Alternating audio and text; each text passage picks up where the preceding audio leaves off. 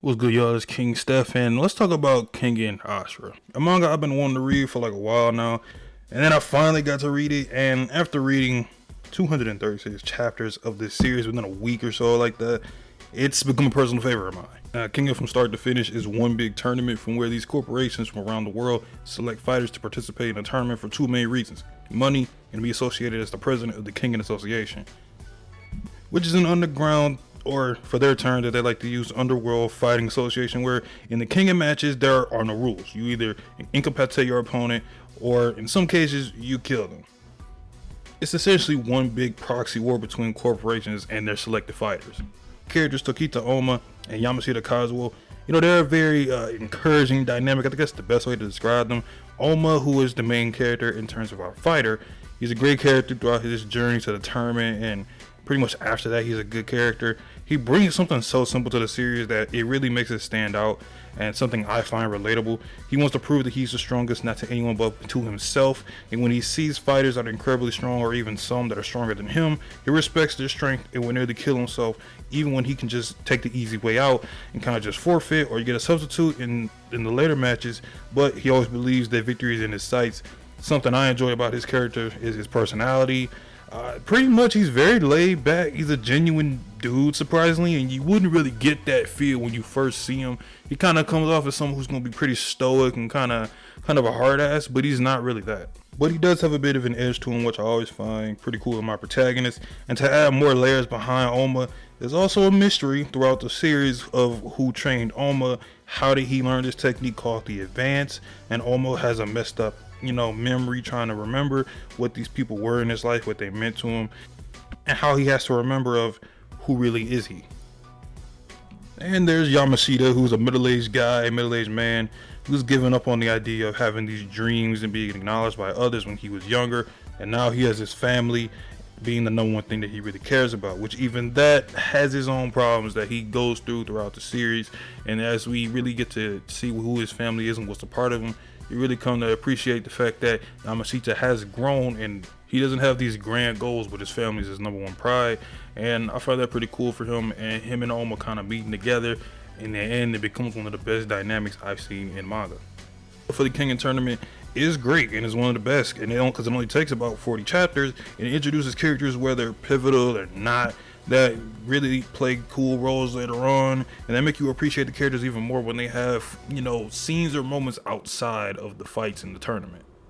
My personal favorites are Ryan Kirde. That dude, that's my guy. I don't know what it is. It's something about rage berserk characters that live up to their hype. I'm just a fiend for it. That's my dude. When you read Kengan, that guy is like one big adrenaline rush, and I love him.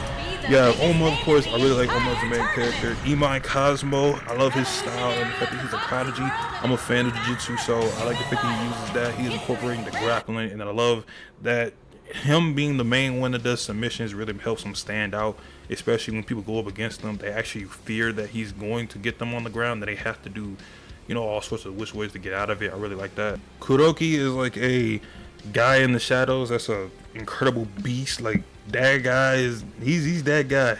Like, basically he's Mr. Anti-Plot Armor. That's all I'm gonna say. And if I had to pick a fifth to kind of round this out, it would be Wakutsuki, or I guess Waka for short. I just love his explosive style of full body karate. I think that's really cool, and he has a nice character role or progression through the story that's he kind of makes you really want to root for him more than any character, just based off what he represents. And when you get to that point, you're kind of going to be like, damn, I kind of like Wakutsuki more than Oma at points. So he's a really cool character as well. And of course, the fighting and fighting styles used in this manga are the best I've seen, in my opinion. If you're a fan of mixed martial arts, or like me, someone who's more of a newer fan of MMA within his, like, let's say 2 to 3 years, you'll really appreciate the variety of styles used. Everything from jiu-jitsu, full body karate, grappling, Muay Thai, boxing, everything is in this manga, even some are hybrids. And for a surprise, you even have pro wrestling. Yes, pro wrestling like AEW, WWE, New Japan Pro Wrestling is used in this manga by a certain character. And in this manga, I just love it because I'm a fan of pro wrestling, so seeing that was really cool. And they incorporated it to where it's like very realistic, and it's also very much fits how pro wrestling kind of works now. And I just really overall like that. Another aspect of these matches that are cool is that not all of them are predictable, kind of leaving you on a guessing game of wondering who's going to win, even if it's for story reasons. There are going to be characters that they're going to lose, and you're kind of going to go like, well, damn, well, what else is there left for them? And that leaves more of an element of surprise later on for the tournament. Politics play a subtle role in this series. Some can be very interesting and are used to increase the magnitude of certain fights.